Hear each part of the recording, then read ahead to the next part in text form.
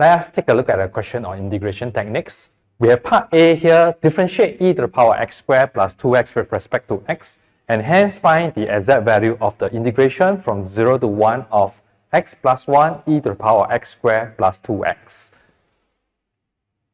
First part, we are supposed to do a differentiation of e to the power x squared plus 2x. And when we differentiate e to the power of x squared plus 2x, we will still have e to the power x squared plus 2x. After that, we will be differentiating this using chain rule. We will have a 2x plus 2. 2x plus 2 e to the power x squared plus 2x.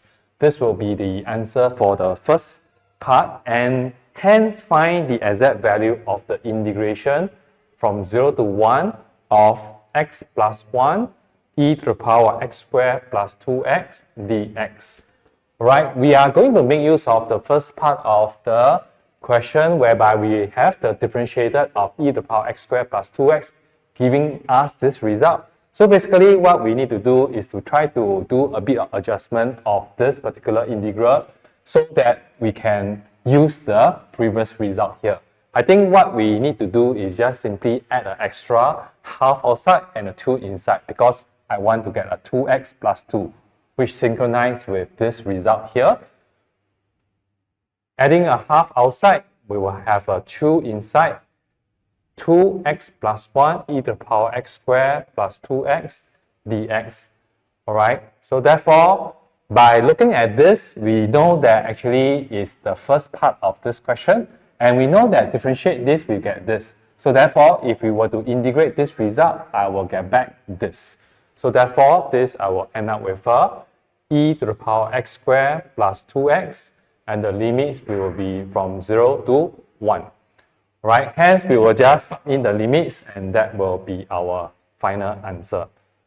Subbing 1 in, I will get e to the power of 3 minus, subbing 0, I'll have e to the power of 0, which will just give me a 1.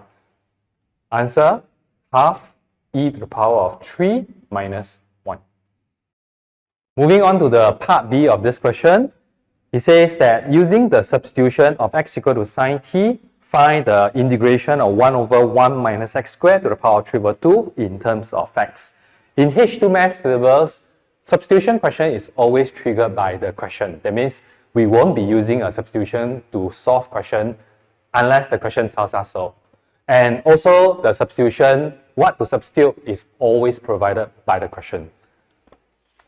So in this question, part B, the required substitution is x equal to sine t, and our integral is 1 over 1 minus x squared to the power of 3 over 2 dx. And our objective for doing substitution is to replace all the x that we see. So in this case, there's one x here, there's one x here. So these are the two that we need to replace away. In this particular case, it's an indefinite integral. But in some cases whereby we want to do substitution for definite integral, whereby there's a limit, right? We also need to replace the limits away. Right, so in this case, let's tackle this dx first. What we can do a differentiation of t for this substitution. We'll get a dx dt equal to cosine t. There's an unofficial way that we can look at the replacement slightly easier. We can think of this like a fraction. Although we are not supposed to, dx dt is like a term. It's not like a fraction, but we can kind of think of it as a fraction. To split this, so we have dx equal to cosine t times dt. Alright, but this in red, right, we are not supposed to write it as that because it's mathematically illogical, but it can help us to do the replacement simpler. Right, we can write it at the side in pencil. Later on, we can just erase it away. Right, now let's start to do the replacement. So we have 1 over 1 minus x is sine t. So we have a sine square t to the power of 3 over 2. Dx will just be cosine t dt. Using a bit of identity to simplify, 1 minus sine square t is the same as cosine square t to the power of 3 over 2 cosine t dt.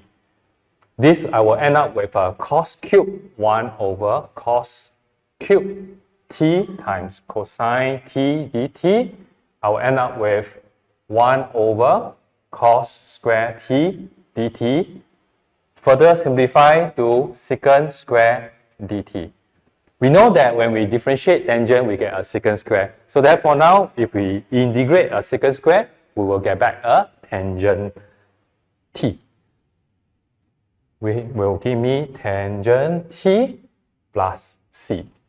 Alright, since we are doing a substitution, we have to always remember we need to replace back with our original variable. In this case, it must be all in terms of x. Right, there's a standard process of doing the replacement back, especially when the substitution is in triangles. When in triangles, right, there's a high chance that we will be using a triangle method to do a replacement back with our x. We can just look at this x equal to sine t, thinking it like a right angle triangle. The angle here is a t, and we know that for sine is like opposite over hypotenuse.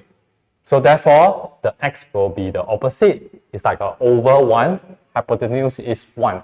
Using the Pythagoras, I can say that this adjacent is the same as 1 square minus x squared.